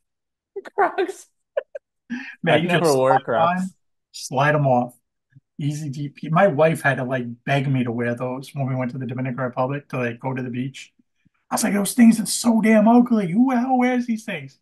And then you All of a put them sudden, on and never took them off. I'm like, oh, I dig these. Especially if I'm driving or something, like they're comfortable for driving. Do you, Like do same thing, you like go do you go sport mode? no, That you're flipped to the front, no sport yeah, we mode. flip to the front. No, we don't need no sport mode. We ain't hiking up no mountains or Are anything. they comfortable though? Everybody wears them. Or they're They're just not, easy. they're just easy. I They're don't think easy. they're not the best. If you're gonna like when I used to go to Boston, we'd have friends come and we'd walk like 4 or 5 miles all over Boston. Not No. Crocs. One year I wore a pair of flip-flops. Halfway halfway through it, we went into a sneaker store and it was the first time I bought a pair of Brooks. That's really all they had that were like because I wear a 12. There's Yeah. not a lot of shoes that when you get to certain shoe places in a size 12. They had a pair of Brooks. That's also when I realized Brooks are a very expensive shoe. I paid like $160 for a pair. They were Brooks Beast, I think. And since then, I've gotten a pair of Brooks. I love them. Wow. Nice shoes. I like them.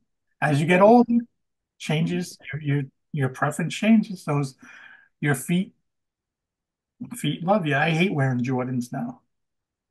Imagine we used to hoop in those. Can you imagine? We used to hoop in Timberlands. You're, I was from the hood, man. I was walking around the other day and like every single person, like whenever I go out, like, I'm looking at shoes, looking at clothes, what people are wearing. Every single person is wearing Hokas and On Clouds and like I was telling my wife, like, man, Nike's got to be worried at this point. And then I saw on the news last week that like Nike had like a historic plunge on the stock after the quarter, and like they got to be getting whooped by OnCloud and Hoka. And I went into like a running store because I like to investigate the brands. They had Viari in the front. They had Tracksmith in the front. I, I kid you not. Nike was in the back corner in the dark. Like they're getting whooped by Hoka and OnCloud. The only thing keeping Nike alive is Jordans and the Air Forces. That's it. And People maybe the still rock SBs them. and the Dunks. That's it. I don't. I hate those. I hate them with a passion. I hate. And I also hate the high top Air Forces. Got to be the low tops. I'm Yeah. not.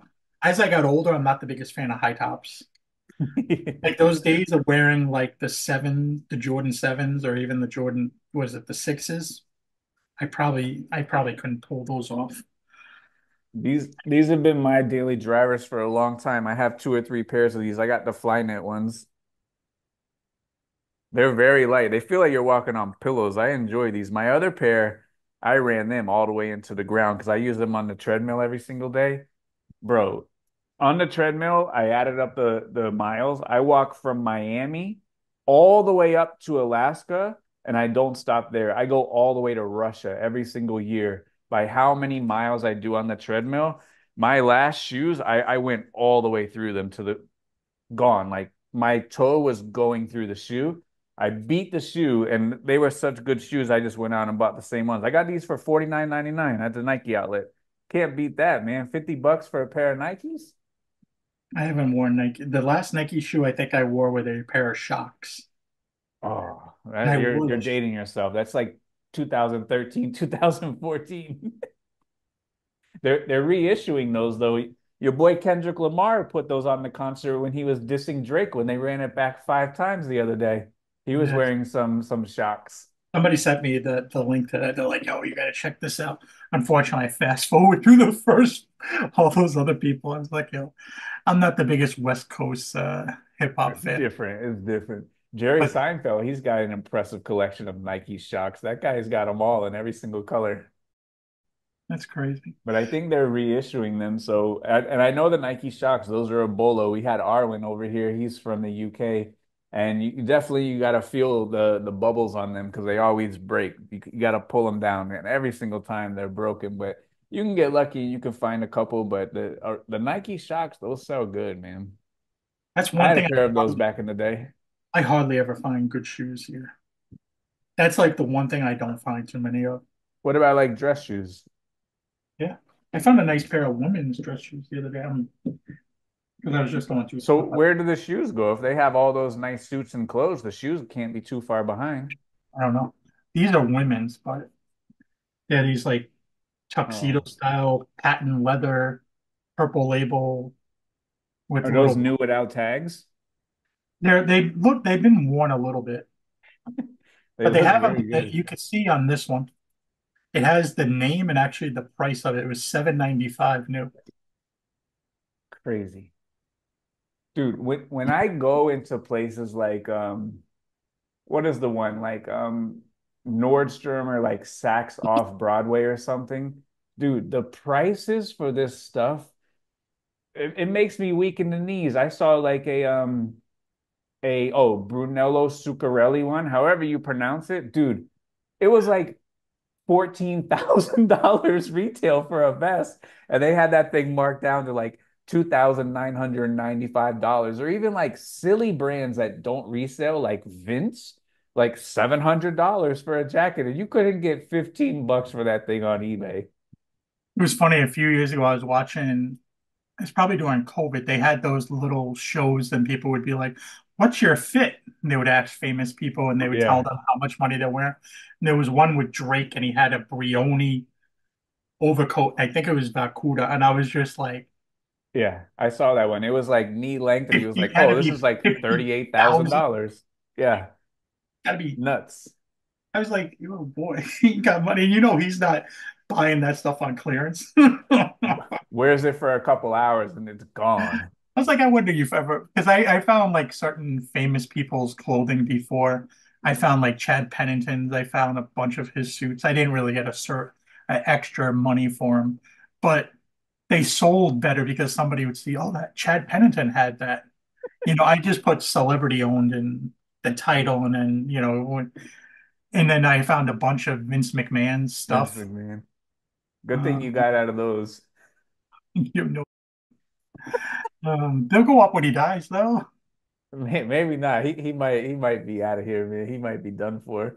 Oh yeah, no, never mind. I forgot. He's one of those famous people that are kind of Yeah, if little you on had the a safe Vince side. McMahon now, you might have to get that thing removed and just sell it as unnamed. Take the Sharpie, cross out his name. Nope.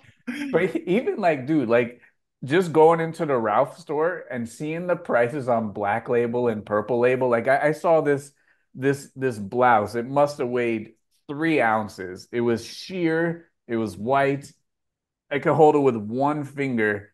I think it was like $2,499. And I'm like, who is buying this off the rack? Like if you're buying Purple Label off the rack, man, It has to. props to you. Ralph Lauren Purple Label has to be the biggest ripoff because I don't think anybody's buying that off the rack. Like they just can't. The prices, and you see them like you can't even get a quarter of what they sell for new, even if you have it new. No. Can't get anything close to that.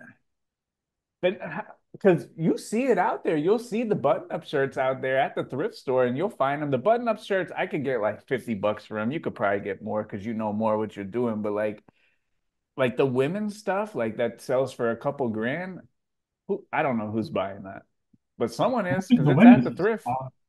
the double R now, Ralph Lauren, like their Western line, that sells extremely better.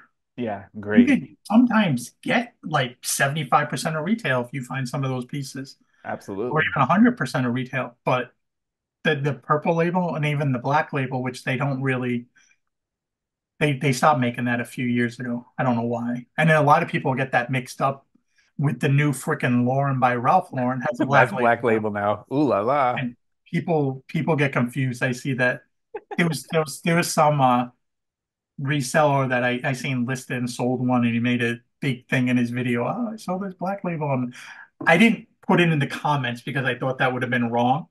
But I looked through his comments. He had like 2,000 views. Not one person corrected him. I sent See, them I am a little message on there saying, "Hey, buddy, that's there is a big difference between Ralph black label." Lauren Black Label and Lauren Ralph Lauren Black Label.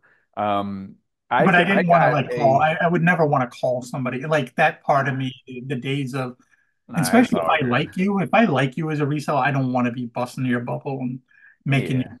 I just let it slide. But I'll message you and be like, hey, just a heads up, it was this and not this. This is Yeah. what that Yeah, I looks mean like. we all make mistakes. We're all we don't know it all. I only learned Black Label Lauren Ralph Lauren maybe a year and a half ago or so, maybe a year ago, only because I go to the outlet just to investigate and learn. And I saw they had Black Label there instead of Green Label, and I was like, dang, this is news to me. And I was if like, it wasn't for that, I probably still wouldn't know to this day, but I do see it now, like popping up at the thrifts, the Black Label Lauren Ralph Lauren stuff. I got a real Black Label cashmere women's kind of wrap dress that'll sell for probably like 125. I got that at the flea market this weekend for $5. Always like getting Black Label and Purple Label. You can't go wrong with that stuff, man. I like it. I just picked up three. Well, it was about a month ago now. I just listed them like a week ago. Three black label suits. So hopefully they'll sell. They get a lot of views, but they ain't selling. A lot of looky-loos, a lot of window shoppers. Jeez.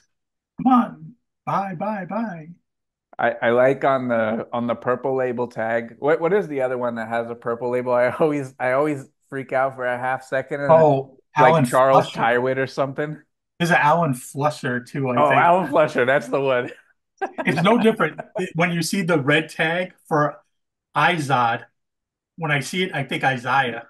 Uh, yeah, whenever I see that Alan Fletcher, I go, "Oh, I got," and I go, "Oh." It's It's like, the man, biggest letdown. it's like Izod and Isaiah. They even have a Sean John purple label one. I ran into that a couple times where you see it and you go, "Oh, nope." That's a brand I never picked up. I'm not going No, to me, anytime I used to pick up the signature spell out ones, and those actually did used to sell, not for a fortune, but they did used to sell. But I don't know. That's probably another brand that's up the creek, never to be seen again. Well, a few weeks ago, I picked up actually a Rockaware. I didn't have reception in the damn thrift store, like my That phone. stuff's coming back, man. And it was one of these ones it was like a sweater or something that said Rock Boys, and I thought, oh, this is probably going to be something. People were selling for like 10, 15. No, I but was, some of those like baggy Rockaware jeans, that stuff's coming back. If you can get the ones that are like embellished, or like those baggy Coogee ones that are like in your face. If you can get some of those ones, the Rockaware ones, I don't know, you maybe you can get 30, 40, $50. I know that's a little low for Mr. Ron, but for us, peasant resellers out here, 40, $50, we'll take that. I tell you right now, if I get a bigger house, I may have to dumpster dive into those cheaper things because I'll have more room. Yeah, It's all based on room. I really set up my business based on what space I have, yeah, and that's makes just what it sense. comes down to. Makes I sense. can't overflow, and I think there's more competition in that Surely lower is. price range. Yeah, So I really don't like to be there because the competition is too fierce. surely Because is. I because it's about promoted listings too. You have to promote the out of that stuff to get your eyes on it. You know, and I don't do that. I do basically three different tiers of promoted listings. I do 6% on items that are common as F. Just that's what I do. And then I do 2% for things that are like, somewhat. But I don't do like that Vacuda jacket when I list that. There's no promoted listing on You're that. not gonna promote There's it. no reason to put promoted listing on it. There's a lot of things, or big and tall sizes. Anything over 3X, I don't put a promoted listing on it. It's not worth it. There's not enough out there for it to have a promoted listing. So it's just, it's the game. Like I see people promote things. They're the only person with the item, they're promoting it. Like, what are you Yeah. doing? Your The listing comes up twice and it's the only listing. the only thing, and it happened to me when I had 50,000 items, I had to have blanket policies for everything. I couldn't onesie twosies promoted listings. Otherwise, that would be a full-time job. Like I would have to hire someone full-time just to onesie twosie my promoted listing strategy. So I think if you have to do a blanket, then I get it. I've been the guy who was only only one listed showing up twice, but what do I do at the end of every single day? Go through the 250 that I listed and promote this at X%, promote this one at this one, at this one, at this one. And when you have, a more curated store like you, like absolutely 1,000%, I would be a onesie twosie kind of person and figuring out the best strategy for each listing. I think it Um, just comes down to, because you were going by speed also. yeah. So, and I'll never, like I said, my goal is to list 20 things a day eventually next Yeah. year. That's the goal. And I know through my sell-through rate, I'll probably never have a store over 1,000 items. That's just going to be it. Like that's going to Yeah. be the cap on my store. It's just never going to get bigger than that. Yeah. So I'm not going to try, if I get, and then if I list 20 a day, I know through my metrics. And if I keep the stuff the way it is, I should do about $250,000 a year in sales. I'm comfortable with that. Do I want to be tech? Be listing like that because I can't. I'm not built that way. Some of us are built that way. I'm not built that way. I'll take That that $250,000 and put it into something else. I'll that's just make right. sure I stay away from new vehicles. That's Yeah. it. No new So, vehicle. all right. So let's wrap it up with this one. So, once upon a time, I took my car for routine maintenance, got an oil change. When I went to pick it up, my stereo was gone because they left the doors open the whole time while it was there. And I guess a entrepreneur, if you will, would go by every single night, check the doors, and take what they could. Now you have a Vicuna jacket in the back of your car. What happens if you go back to the dealership, pick up your car, and the Vicuna jacket is no longer there? How many tears are you going to shed? I'm going back today and picking that up. I'm going no matter what. I got the key and it's in a closed lot, so I'll get there. I know where it is. I want to get that stuff out because I want to get it listed. That Yeah. car's gonna be sitting there for about a month. I just Oh, dropped it off because I don't have no. I told them basically, do what you got to do. Take your time though. There's no yeah. rush for me to get that car back. I got another vehicle. Like I don't need that car back tomorrow. How much did you say the jacket or the sweater was gonna go for? Roughly, you think? I'll probably list it for 750. Nice. Hopefully, I'll probably take anything over four, five. Just Nice. depends. I gotta look. I didn't really look at what the comps were and stuff like that. I know this is like a no brand, one of those vintage like 70s, Mm, ones, and I have no idea really how to, I didn't look to see. I seen it. I know it's worth money. I paid $20 because that's kind of what they price the overcoats at, and that's it. Comes home with me. that's it. Comes And home my with new you. friend. And Ron, I I didn't, I didn't appreciate even have you. a chance. I didn't even have time to post a picture of the tag. Like usually, I'll be like on Instagram, like posting something just A to little flex here and there. kind of boost my ego a little bit. Sometimes kind of flex on everybody a little bit. Yeah, if you want to catch Ron, let them know where they can find you on the Instagram machine because I do enjoy when you drop your flexes because I'm right over there taking notes about what was the one? The Swarovski crystal Oh, ties. Dude, Stefano Ricci ties. mind blowing. You were selling these ties for hundreds of dollars and you must have had five or six of those things. I got And 6 or 5. I'm on the lookout for ties with crystals in them, I'll tell you that. So let them know where they can find you. I appreciate you for hanging out with me today. A lot of knowledge, a lot of laughs. It was a pleasure, man. I appreciate you. And I appreciate everything that you don't even know that you've done for me during my times where I was on the grind, 2 o'clock in the morning, and Ron was talking about suits. And I don't even sell suits, but Ron was one of the only guys there on the YouTube machine talking about reselling. And that's what I needed at the time to bust through, power through my listings. So you have no idea how much you helped me A back in the side note, day, my when you man. when you went to that warehouse that had all those suits back in the day, we're going back a while ago. Did you buy those? Which ones? Bunch of suits. You were at some warehouse. You actually did. I think it was. We did a video. You were showing me like Hugo Boss and Xenia, and Oh yeah, um, I did. Yeah, yeah. you did. That was a guy, he bought a storage unit. It had to be probably like 8 years ago. Yeah, that was a guy, he bought a storage unit, and inside of that storage unit was a store where they used to store their overstock. And it was a lot of brands that were European brands that I would look on eBay and you would see that squiggle number, meaning like it only sold in Europe. But I bought a bunch of that stuff, and I think I was into that stuff for like 30 bucks each. But like every single item was like multiple hundreds of dollars retail, and I did very well with that one. Yeah, I bought a lot of stuff from there.